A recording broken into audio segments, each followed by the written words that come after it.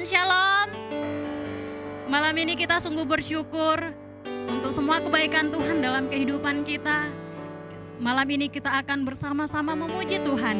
Kita mau mengagungkan Tuhan. Kita mau menyembah Tuhan. Oleh sebab itu, mari Bapak Ibu Saudara, saya mengajak kita semua untuk datang memuji Tuhan, mengagungkan Tuhan. Karena kita percaya bahwa Allah kita adalah Allah yang luar biasa. Dialah satu-satunya sumber pengharapan kehidupan kita. Mari Bapak Ibu, kita mau menyanyikan pujian. Kita mau katakan, Tuhan Kaulah sumber pengharapanku.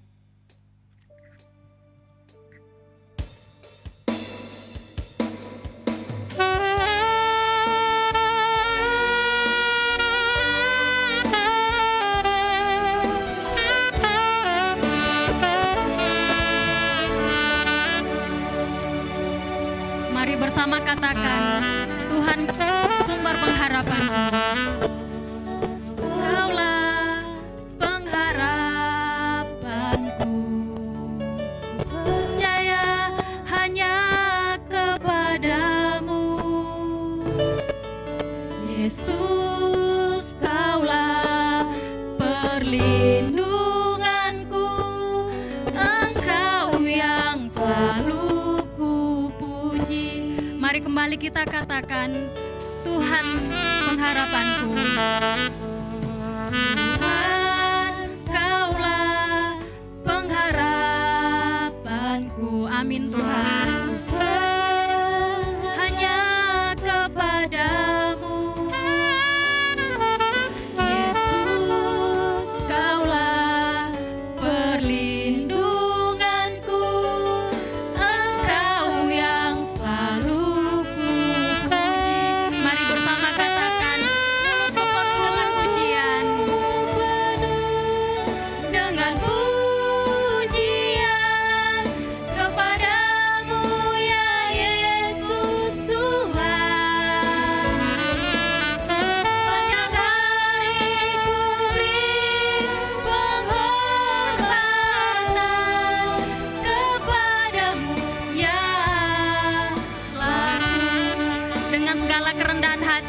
kita angkat pujian ini kembali.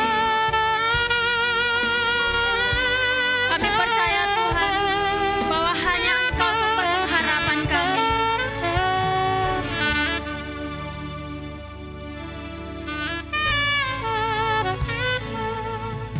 Tuhan, Kaulah pengharapanku. Benar Tuhan, kami percaya bahwa hanya Engkau perlindungan kami. Yesus, Kaulah perlindunganku. Engkau yang selalu kupuji. Kembali kita katakan, Tuhan Kaulah pengharapanku. Tuhan, Kaulah pengharapanku. Ku percaya hanya kepadamu. Yesus, Kaulah perlindunganku. Engkau yang selalu kupuji.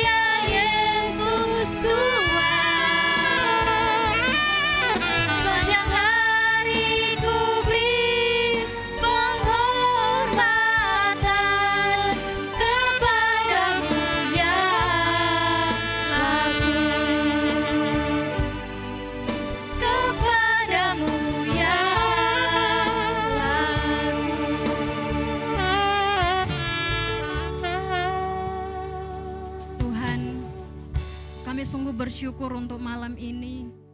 Kami bersyukur Tuhan, terbukti kami boleh ada sampai saat ini semua karena kebaikan Tuhan. Malam ini kami mau datang memuji Tuhan, memuliakan Tuhan, menyembah Tuhan. Sebab hanya nama-Mu yang layak kami puji, layak kami agungkan. Terima kasih Tuhan, kami rindu Tuhan boleh memberkati kami, Tuhan boleh menolong kami, terlebih lewat kebenaran firman Tuhan yang akan kami dengar pada malam ini. Terima kasih Tuhan, dalam Kristus Yesus kami berdoa, amin. Bapak Ibu yang diberkati oleh Tuhan, kita percaya bahwa kita boleh ada sampai saat ini semua karena kebaikan Tuhan. Kita percaya bahwa Allah kita adalah Allah yang besar, Allah yang luar biasa dalam kehidupan kita. Saat ini kita akan diberkati oleh kebenaran firman Tuhan. Kita mau dilawat oleh kebenaran firman Tuhan, namun terlebih dahulu kita akan memuji Tuhan. Kita mau katakan, kasih Allahku sungguh telah terbukti.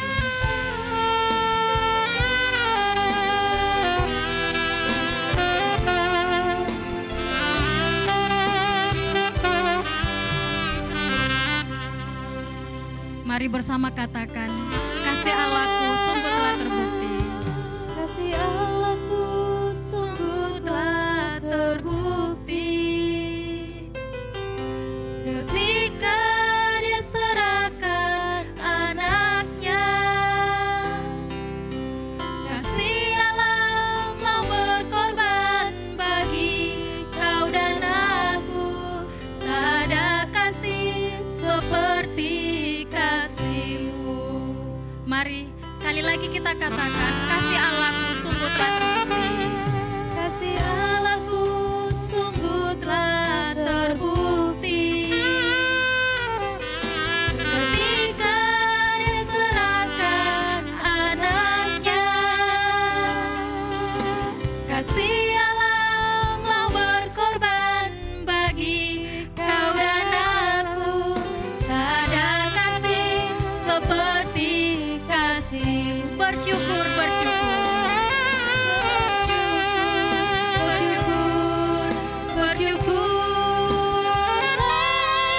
bersyukur karena kasih setia-Mu. Mari katakan, ku sembah, ku sembah.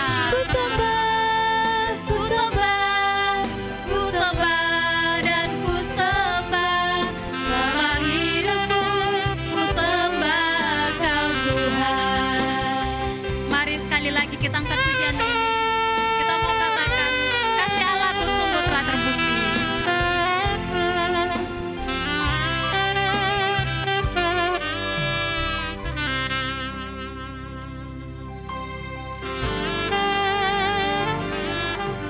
Kasih Allahku sungguh telah terbukti.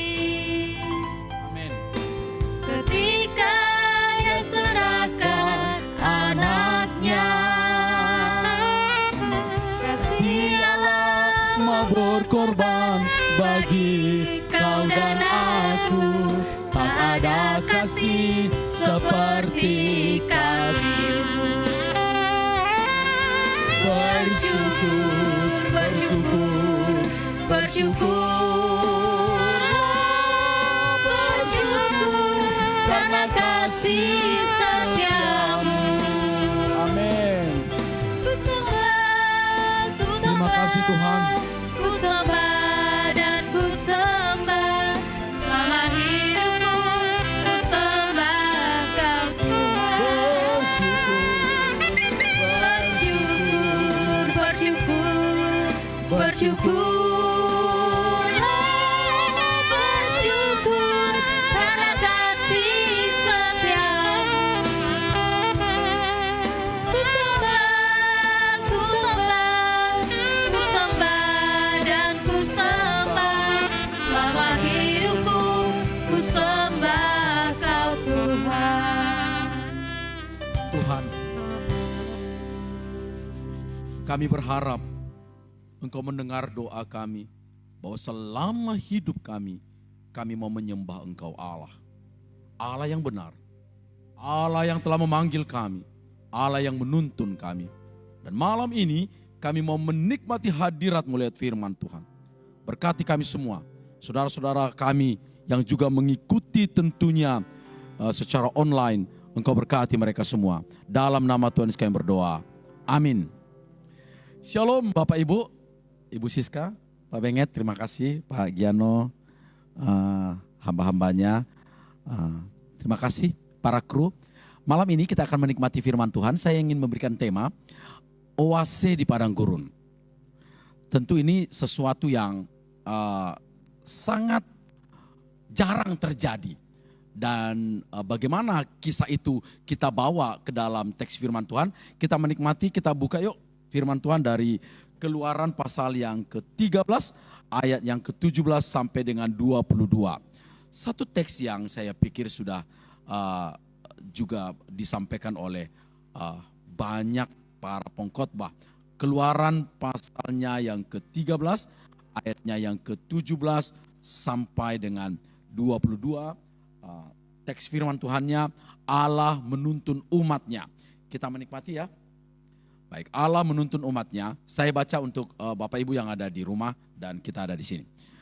Ayat 17 dari Keluaran pasal yang ke-13. Setelah Fir'aun membiarkan bangsa itu pergi, Allah tidak menuntun mereka melalui jalan ke negeri orang Filistin. Walaupun jalan ini yang paling dekat, sebab firman Allah, jangan-jangan bangsa itu menyesal apabila mereka menghadapi peperangan, sehingga mereka kembali ke Mesir. Tetapi Allah menuntun bangsa itu berputar melalui jalan di padang gurun menuju ke Laut Teberau dengan siap sedia berperang. Berjalanlah orang Israel dari tanah Mesir. Musa membawa tulang-tulang Yusuf, sebab tadinya Yusuf telah menyuruh anak-anak Israel bersumpah dengan sungguh-sungguh, Allah tentu akan mengindahkan kamu, maka kamu harus membawa tulang-tulangku dari sini. Demikianlah mereka berangkat dari Sukot dan berkemah di Etam di tepi padang gurun. Tuhan berjalan di depan mereka pada siang hari dalam tiang awan untuk menuntun mereka di jalan, dan pada waktu malam dalam tiang api untuk menerangi mereka, sehingga mereka dapat berjalan siang dan malam dengan tidak beralih. Tiang awan itu tetap ada pada siang hari dan tiang api pada waktu malam di depan bangsa itu. Saudara-saudara, kita mulai dari definisi ya, oase di padang gurun. Saya pikir ini sesuatu yang seperti yang saya katakan tadi, luar biasa kalau tiba-tiba ada air yang menyejukkan di padang gurun. Itulah oase. Ada kesejukan, ada mata air, ada kehidupan, ada pohon-pohon, ada kehidupan yang lain di tengah padang gurun. Dan ini sesuatu yang mengejutkan sebenarnya ya. Nanti Bapak Ibu yang ada di rumah yang ada kesempatan melihat padang gurun, saudara-saudara akan melihat betapa ganasnya dan betapa panasnya. Beberapa waktu ini kita ini sangat panas ini ya. Suhunya naik ya. Kadang-kadang sampai 37, 38 dan sebagainya. Di padang gurun itu bisa sampai 50, 60. Dan ada yang menjelaskan di beberapa padang gurun itu ada yang sampai 70 dan itu sangat panas sekali. Ya, 70 derajat. Hari ini kita akan melihat bagaimana tema ini kita bawa kepada teks ini, dan teks ini menjawab tema oase di padang gurun. Saudara-saudara, setelah bangsa itu keluar dari Mesir.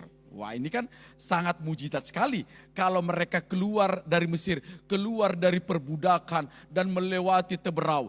Tapi firman Tuhan katakan begini. Tapi Tuhan tidak membawa mereka secara langsung ke negeri orang Filistin. Ibu Siska gimana? Kalau sampai tiba-tiba mereka sampai di negeri Filistin. Apa yang terjadi? Maka Tuhan katakan ini sesuatu yang sangat nanti dahsyat sekali. Maka Tuhan katakan di ayat yang ke-17, setelah Firaun membiarkan mereka itu pergi lalu, Allah tidak menuntun mereka melalui jalan ke negeri orang Filistin. Walaupun jalan ini yang paling dekat, sebab firman Allah, jangan-jangan bangsa itu menyesal apabila mereka menghadapi peperangan. Saya ingin memaknai oase kesejukan yang Allah berikan dalam perjalanan di padang gurun itu adalah satu penyertaan Tuhan, satu rancangan Allah yang menyejukkan hati umat itu. Rancangan itu adalah rancangan yang sangat amat baik. Sampai-sampai firman Tuhan katakan begini, jangan-jangan mereka menyesal kalau nanti mereka langsung berhadapan dengan orang Filistin yang kuat, peperangan.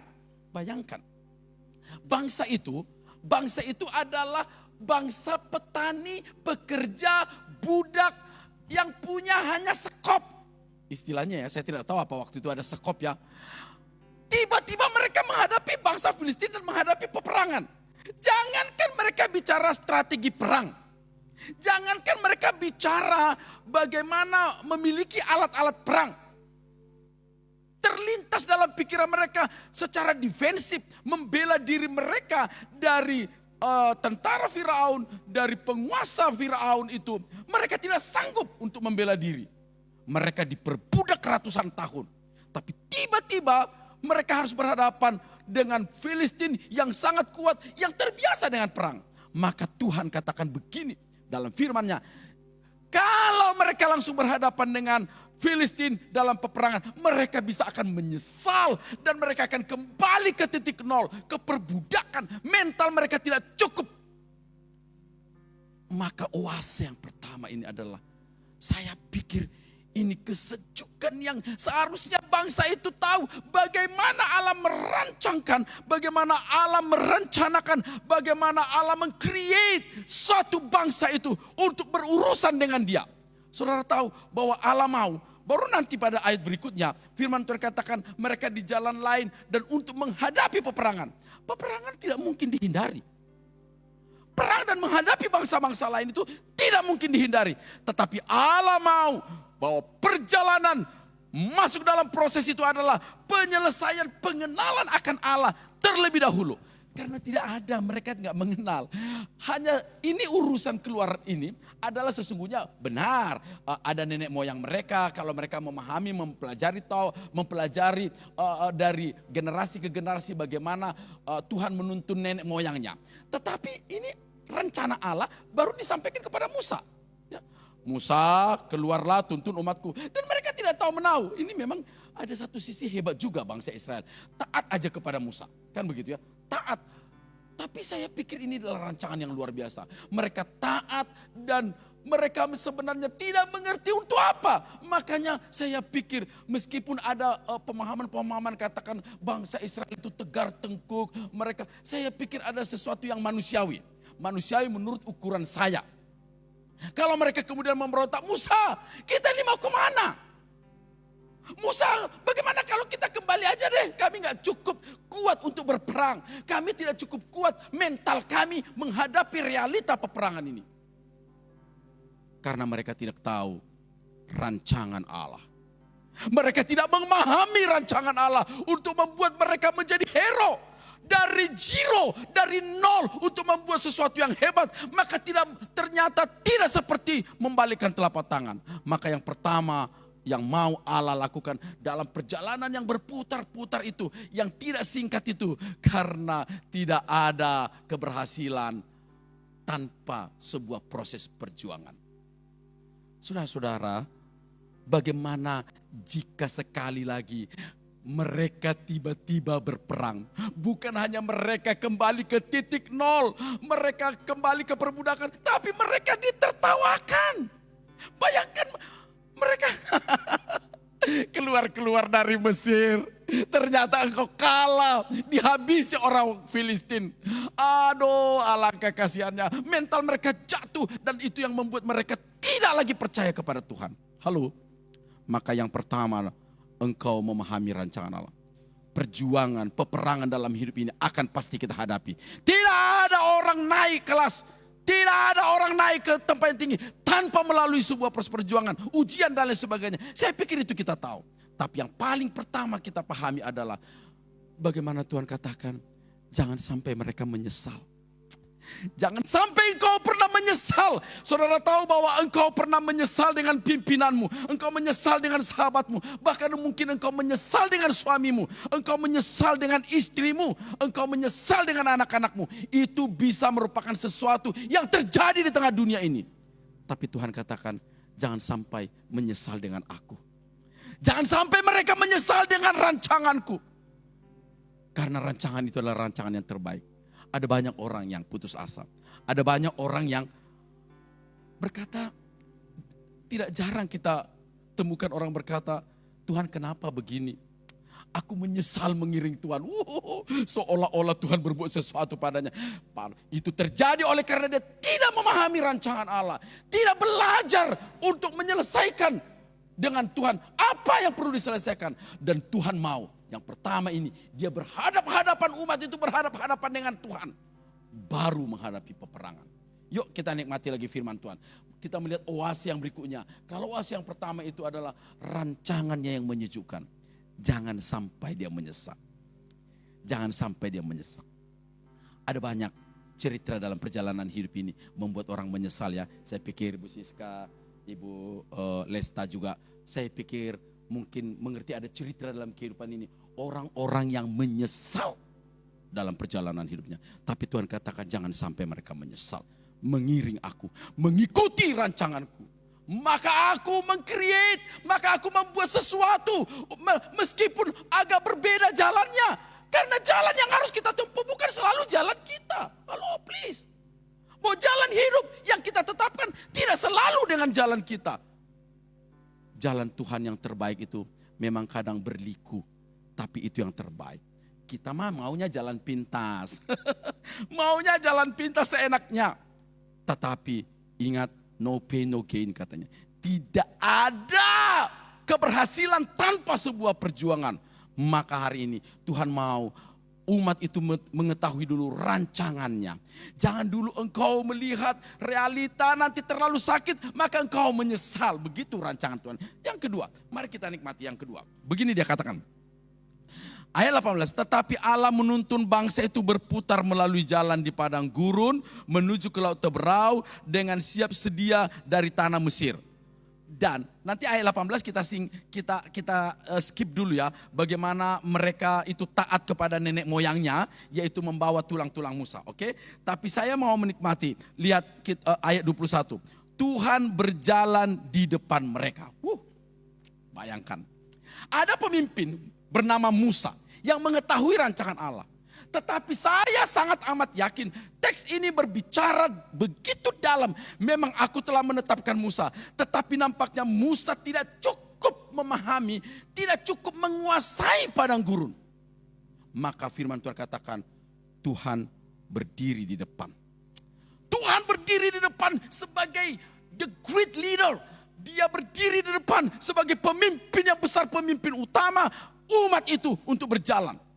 Dan di sana juga Musa belajar daripada Tuhan untuk menguasai, untuk memahami liku-liku padang gurun yang terbiasa mereka di Mesir, yang terbiasa mereka bekerja. Tapi kini situasinya berbeda. Dan wahas yang kedua adalah Tuhan memimpin. Saudara, ada satu peristiwa fenomena alam yang bisa menipu. Ibu Siska pernah mendengar Fata Morgana? Fata Morgana itu gejala fisika sebenarnya, gejala alam di mana itu hanya di tempat yang sangat panas, itu ada cahaya dari langit atau pokoknya dari atas karena saking panasnya berhadapan di bawah itu ada pasir atau ada jalan. Jadi seolah-olah ada cahaya itu seperti air. Seperti air, maka itu namanya Fata Morgana. Jadi dari jauh orang melihat di sana ada air. Wow. Ternyata itu hanya tipuan belaka. Itu namanya Fata Morgana. Dan itu bisa terjadi di padang pasir atau di padang gurun. Saking di tengah panas, di tengah kedahsyatan, kengerian berjalan di padang gurun. Dan tiba-tiba seolah-olah sepertinya ada air di sana. Dan mereka berjalan. Apa yang terjadi? Kecewa. Itu Fata Morgana. Tipuan alam semesta ini. Alam tidak pernah bermaksud untuk menipu. Itu adalah sebuah gejala. Itu memang terjadi. Tetapi orang bisa tertipu karena tidak tahu bahwa itu adalah Fata Morgana. Maka firman Tuhan katakan, Tuhan berjalan di depan, menuntun engkau supaya engkau tidak tertipu oleh perjalanan dunia ini. Supaya tidak tertipu oleh nafsu, supaya tidak tertipu oleh keinginan daging, supaya tidak tertipu oleh pikiranmu, supaya tidak tertipu oleh cita-cita yang dikuasai oleh nafsu. Supaya kau tidak tertipu. Karena kita acap kali keinginan kita menipu dan itu membuat kecewa. Tuhan tidak pernah mengecewakan engkau. No. Alam ini tidak pernah mengecewakan engkau karena alam semesta ini berpihak pada rancangan Allah. Tetapi keinginan kita lah, ketidakmengertian kita, ketidakmengertian tanda-tanda, ketidakmengertian firman Tuhan. Maka firman Tuhan katakan luar biasa, ini oase, Tuhan berdiri di depan. Kurang apa lagi?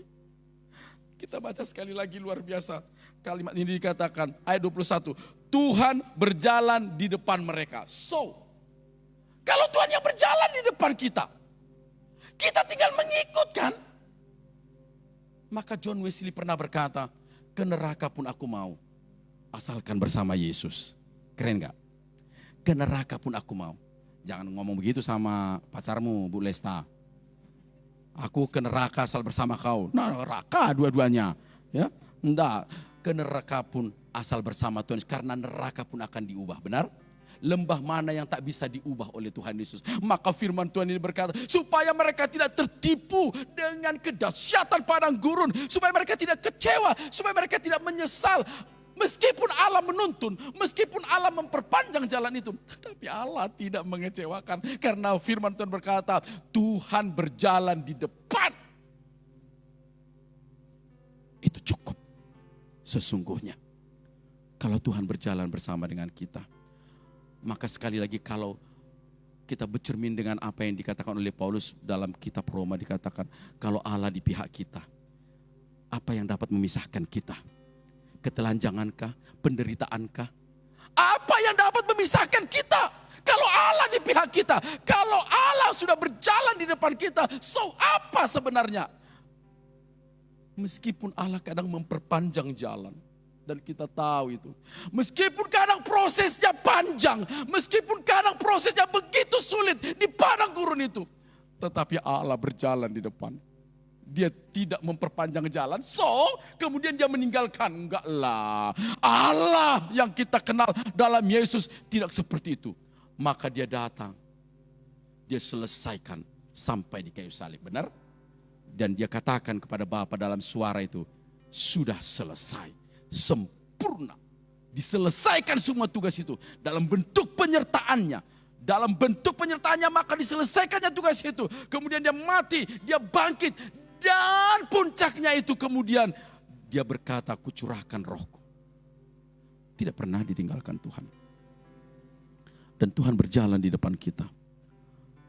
Padang gurun itu dahsyat. Padang gurun itu membingungkan. Sebenarnya saya yakin seandainya pun saudara bukan orang pintar. Seandainya pun saudara tidak pernah melihat padang gurun. Tapi saudara bisa membayangkan sesuatu yang tanpa jalan, tanpa arah, semua bentuknya sama, membingungkan, tetapi juga panas, terik.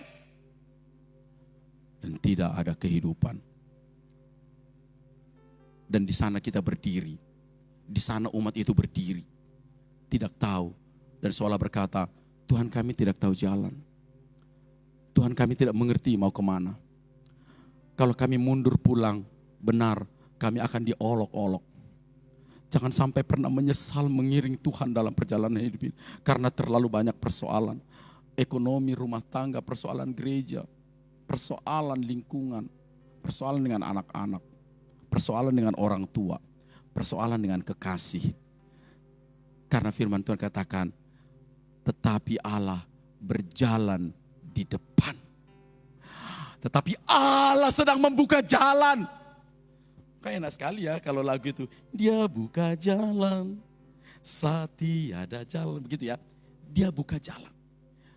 Kalau Allah yang berjalan di depan, itu memiliki banyak implikasi. Bukan hanya dia buka jalan, tapi dia bertanggung jawab. So, tapi dia juga tidak mungkin membiarkan engkau jatuh. Itulah kenapa Paulus berkata, bahwa pencobaan-pencobaan yang engkau alami tidak lebih besar daripada kekuatanmu. 1 Korintus pasal yang ke-13 itu. Tidak lebih besar. Kenapa? Sebenarnya bukan soal jenis pencobaan. Ada orang jatuh dalam dosa karena sepotong roti. Dan ada orang tidak jatuh dalam dosa meskipun di depannya uang bermiliar-miliar. Bukan itu. Tetapi orang jatuh dalam dosa itu adalah kejauhannya, distance-nya dari Allah.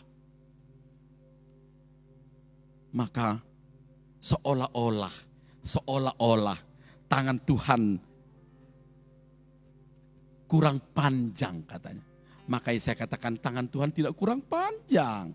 Telinganya tidak kurang tajam mendengarkan teriakan. Engkau yang sangat terlalu jauh. Engkau yang melarikan diri jauh dengan dosa-dosamu. Engkau membuat jaraknya sangat jauh. Tapi hari ini Tuhan berkata, tetapi Allah berjalan di depan. Dan engkau tinggal mengikut. So, kenapa kita memang disebut pengikut Kristus? Supaya kita berjalan. Dan kalau berjalan dan Allah di depan, nyampe enggak? Kalau Allah berjalan dan Allah di depan, kita berjalan dan Allah di depan kita mengikut, nyampe enggak? Saudara-saudara, bahwa perjalanan yang paling menyenangkan itu, kalau kita tahu pasti bahwa kita akan sampai. Perjalanan yang paling menyenangkan itu, perjalanan yang paling benar dan menyejukkan hati adalah bahwa kita tahu bahwa kita pasti akan sampai. Tapi kalau engkau tidak tahu kemana berjalan dan engkau bingung, itulah perjalanan yang mematikan. Maka firman Tuhan ini katakan, Allah berjalan di depan, engkau pasti sampai. Pasti sampai. Yang berikutnya, oase yang berikutnya. Oase yang pertama tadi apa? Rancangan Allah. Rancangan Allah menyejukkan kehidupan. Yang oase yang kedua yang menyejukkan kehidupan ini adalah Dia berjalan di depan. Wah, keren sekali ya. Dia berjalan di depan ya. Bu Lesa jangan khawatir ya. Berjalan di depan, amin. Ya, Bu Siska ya. Dia berjalan di depan. Dia tahu kemana kita akan dibawa. Dia tahu kemana kita akan dibawa. Dia tahu kemana arah daripada perjalanan hidup ini. Dia tahu. Tidak usah kau ajar Tuhan. Tidak usah berkata Tuhan itu salah. Maunya ke sana Tuhan. Tuhan itu salah. Tidak usah. Tidak usah mendikte Tuhan. Tidak usah mengatur Tuhan. Mari kita berjalan bersama di belakang Tuhan. Yang ketiga. Was yang ketiga dikatakan begini. Saya menikmati sekali. Nikmati firman Tuhan ayat 22 ini begitu. Kehadiran Tuhan dalam bentuk kalau siang menjadi tiang awan, kalau malam yang dingin, yang gelap menjadi tiang api. Itu simbol kehadiran Tuhan dinyatakan melalui itu. Oke? Saya bukan bicara simbolnya. Yang utama bagi saya ini, lihat. Perhatikan ayat 22. Dengan tidak beralih tiang awan itu tetap, aduh indah sekali firman Tuhan. Tetap ada pada siang hari dan tetap ada pada malam hari. Keren gak sih? Keren gak Bu? Tetap ada. Tuhan gak pernah meninggalkanmu, tetap ada. Saya kalau membaca ketika tadi membaca dan mempersiapkan ini. Dengan tidak beralih. Dia tidak berkata, ku tinggalkan sebentar ya. Kau jalan duluan. Itu orang tua kita. Itu teman-teman kita. Itu sahabat-sahabat kita, itu pemimpin kita, itu kawan-kawan kita yang kadang-kadang membiarkan kita dan mereka tidak ada di sekitar kita. Tidak ada tempat kita untuk mencari perlindungan. Itu di dunia ini. Tapi firman Tuhan katakan tetap ada. Tetap. Dikala siang mereka kepanasan, Dia tetap ada memberikan kesejukan, kenyamanan. Dikala malam yang gelap itu, dikala malam yang dingin itu, Dia memberikan cahaya dan terang. Dia memberikan energi. Dia memberikan kehangatan. Maka mereka tidak takut dengan gelapnya malam. Maka seolah-olah firman Tuhan berkata, jangan takut dengan gelapnya malam. Jangan takut dengan dahsyatnya padang gurun. Karena padang gurun itu, aku bisa mengubahnya menjadi oase. Kenapa? Karena aku tetap ada. Tetap ada. Ada banyak orang yang selalu kalau ada masalah, biasanya selalu mempertanyakan, di mana kau Tuhan? Begitu, where are you Lord? Di mana kau Tuhan? Seolah-olah Tuhan membisu, seolah-olah Tuhan diam, seolah-olah Tuhan tidak eksis. Tidak ada dunia ini, hal di dunia ini, unsur apapun, unsur fisika di dunia ini, maupun yang metafisika, yang membuat Tuhan tidak bisa hadir dalam kehidupanmu. Tidak ada unsur apapun dalam dunia ini yang bisa menghalangi Tuhan untuk hadir dalam kehidupanmu. Saudara ingat gak pada waktu setelah Tuhan Yesus bangkit dalam Yohanes pasal 20 dan kemudian para murid ketakutan, benar? Ingat cerita itu? Para murid ketakutan, tentu mereka kalau keluar mereka diolok-olok, gurunya mati, gurunya tersalib. Kemudian pada waktu Yesus bangkit dan mereka menutup pintu, firman Tuhan katakan mereka menutup pintu semua dan Yesus masuk. Kenapa? Karena tidak ada yang bisa menghalangi Tuhan. Unsur apapun tidak ada yang bisa menghalangi Tuhan untuk hadir dalam rumah tanggamu. Tidak ada unsur apapun yang bisa menghalangi Tuhan untuk hadir dalam kehidupanmu, kebodohanmu, kerendahanmu, kepicikanmu, sesungguhnya kemunafikanmu dan dosa-dosamu. Kalau dia mau hadir, kesederhanaanmu, tidak ada yang bisa menghalangi untuk hadir dalam rumahmu. Dia bisa hadir dan dia tetap ada. Dia ingin berkata pada teks ini kepada umat itu, kegelapan dan kengerian seperti apa yang sekarang kau hadapi?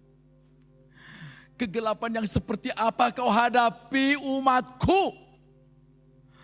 Mungkin mereka berkata, Tuhan, malam ini terlalu mencekam. Bukan hanya kita, bukan hanya zaman modern ini ya, kadang-kadang malam mencekam. Tapi ada orang-orang yang mengubah. Orang-orang modern, orang-orang di kota kadang-kadang mengubah malam menjadi sesuatu yang sangat nikmat. Kenapa? Karena ada lampu-lampu di kafe-kafe, di pub-pub, mereka disco dan mereka semua menari karena ada lampu. Mereka tidak akan melakukan itu tanpa ada cahaya. Malam itu ngeri. Kadang-kadang malam disimbolkan adalah sesuatu yang misterius. Kadang-kadang malam disimbolkan menjadi sesuatu yang menakutkan. Kadang-kadang juga tengah hari panas menyengat disimbolkan pada kekurangan perlindungan atas manusia.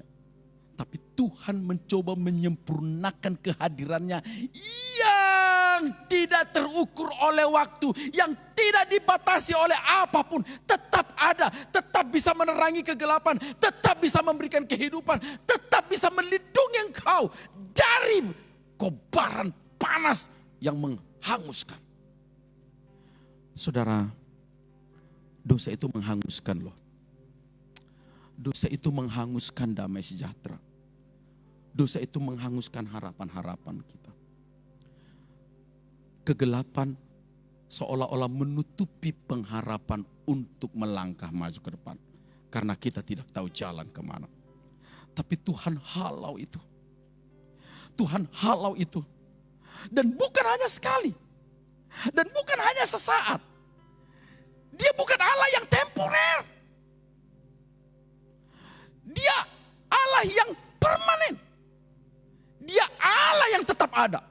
Maka firman Tuhan ini katakan tetap ada. Wow. Sekali lagi kita lihat teksnya, sambungannya. 22. Dengan tidak beralih, tiang awan itu tetap ada pada siang hari dan tiang api pada waktu malam di depan bangsa itu. Ya. Di depan umat yang besar itu. Di depan halayak yang banyak itu. Mungkin kita berkata, cukup gak sih? Cukup gak terang itu? Cukup gak energi cahaya, energi kehangatan itu untuk semuanya?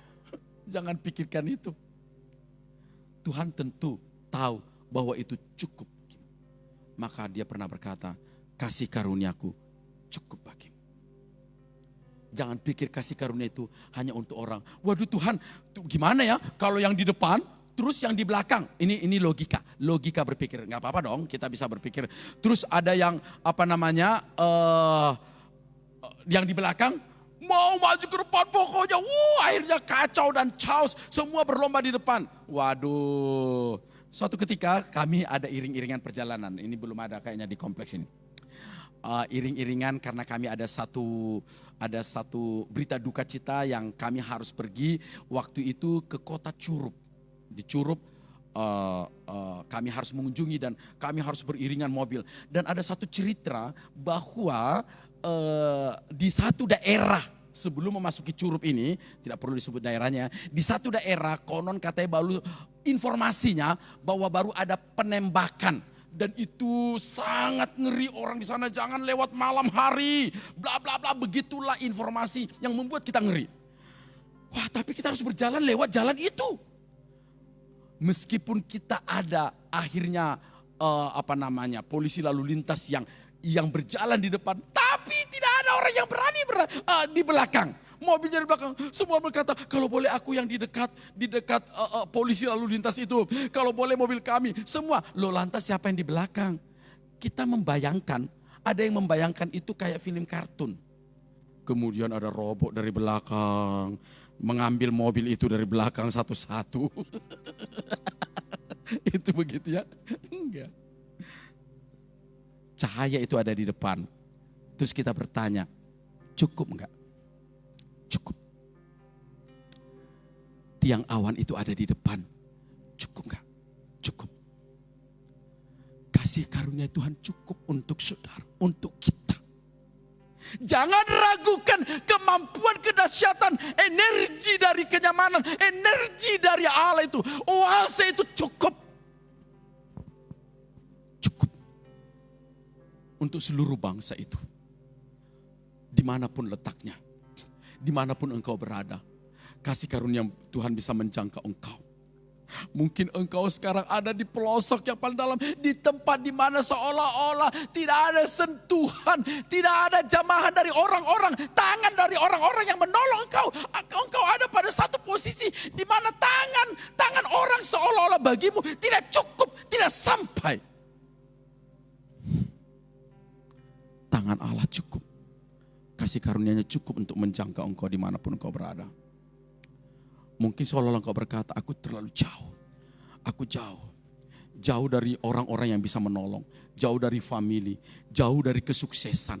Jauh dari keberhasilan. Jauh dari damai sejahtera. Jauh dari semua itu. Jauh dari kemungkinan-kemungkinan yang bisa menolong dan mengangkat aku. No. Seolah bangsa itu yang mungkin ada di belakang. Tiangnya ada di depan.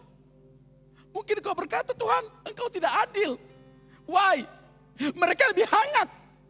Tapi yang di kami gak nyampe lagi. Kenapa?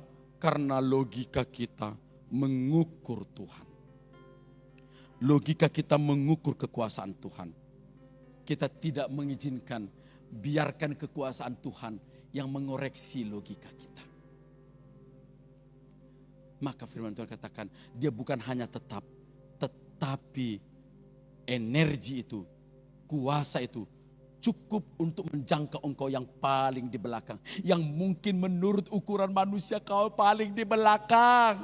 Halo anak muda, halo siapapun engkau. Yang mungkin engkau sepertinya di belakang. Tapi itu bukan berarti energi Allah, kuasa Allah tidak cukup untuk menyelamatkan engkau. Tidak.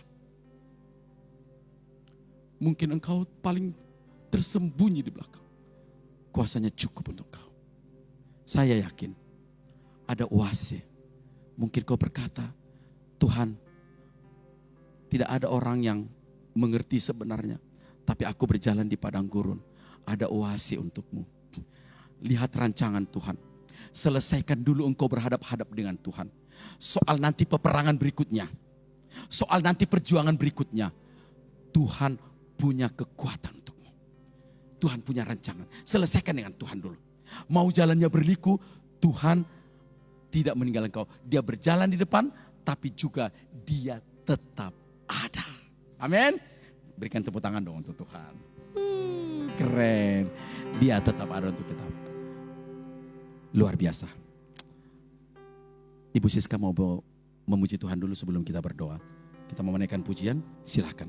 Setelah ini baru kita berdoa ya. Oke, mari.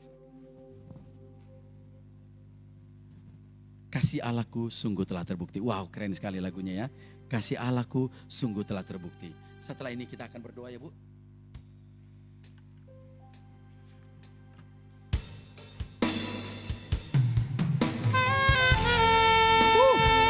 Amin. Terima lawatan Tuhan ya saudara ya. Dimanapun Anda berada. Kasih Allahku katakan sungguh telah terbukti. Amin.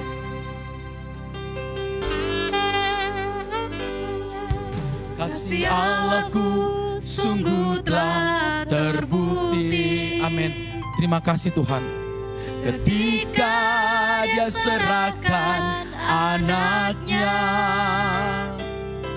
kasih Allah mau berkorban bagi kau dan aku.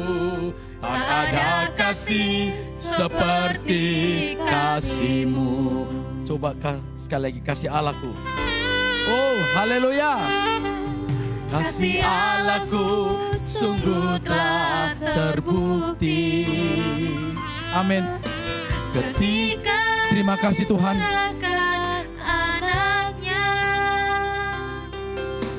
Kasih Allah mau berkorban bagi kau dan aku.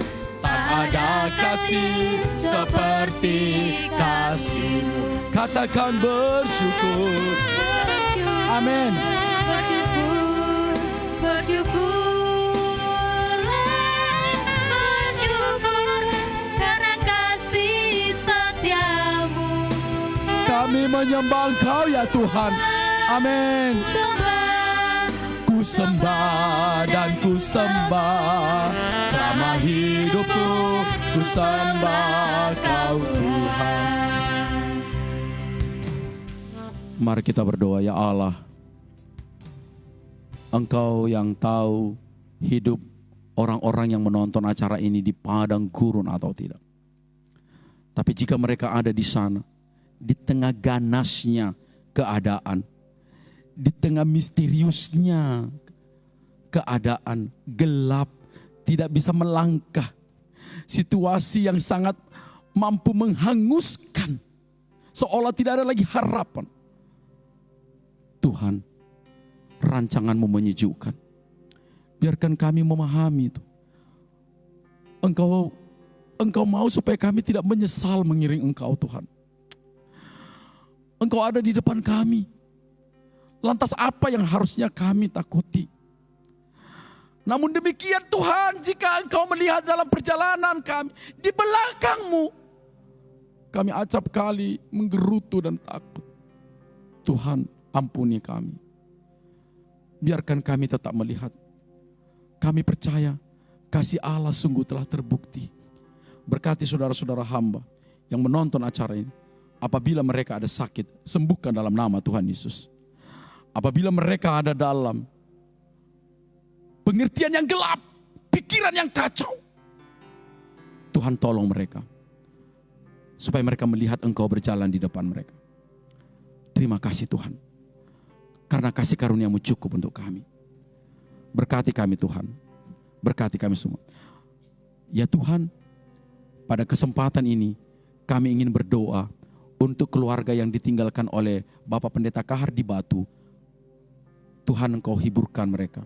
Engkau telah memanggil Pak Pendeta Kahar ke pangkuan-Mu. Tuhan, biarlah semua orang-orang yang dikasihi diberkati Tuhan. Terima kasih Tuhan. Berkati yayasan kami. Berkati sekolah-sekolah kami. Di tempat ini, di I3, juga di Kalimantan Barat. Berkati pelayanan kami di mana saja. Berkati para sponsor. Berkati orang tua. Berkati semua saudara-saudara kami.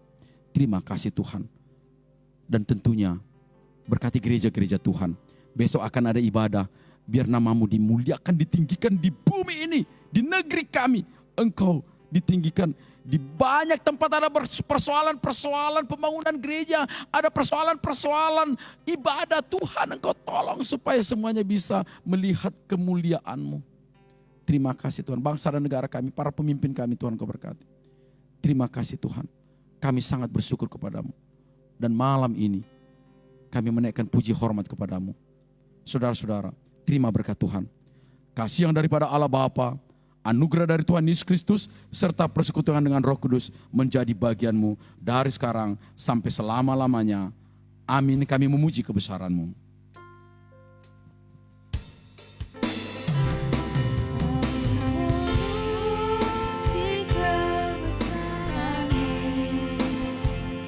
Ajaib Tuhan,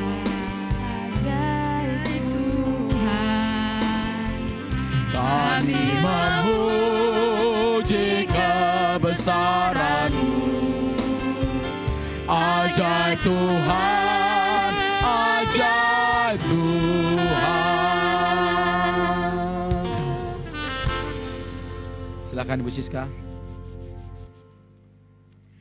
Terima kasih Bapak Ibu yang sudah boleh mengikuti ibadah malam ini, dan biarlah puji-pujian terlebih firman Tuhan yang sudah boleh memberkati kita dan nama Tuhan dimuliakan. Terima kasih, Tuhan Yesus memberkati. Shalom. Shalom.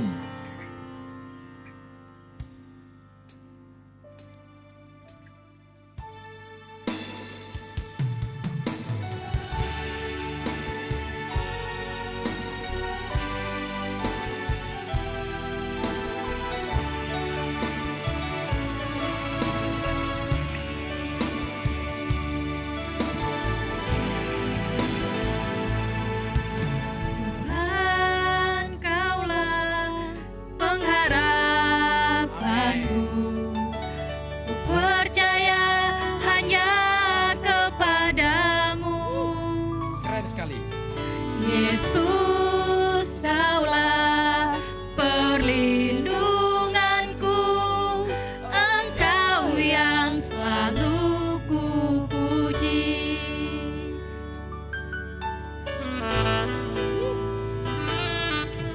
Tuhan, Kaulah pengharapanku. Ku percaya hanya kepadamu. Yesus, Kaulah perlindunganku. Engkau yang selalu ku puji. Mulutku penuh dengan pujian kepadamu ya Yesus Tuhan. Sepanjang hari ku beri penghormatan kepadamu ya Allahku. Mulutku penuh dengan pujian kepadamu ya Yesus Tuhan.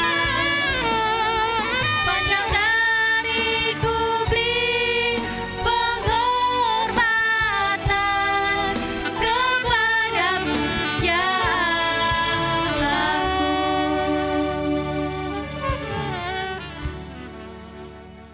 Shalom, selamat malam, Tuhan Yesus berkati.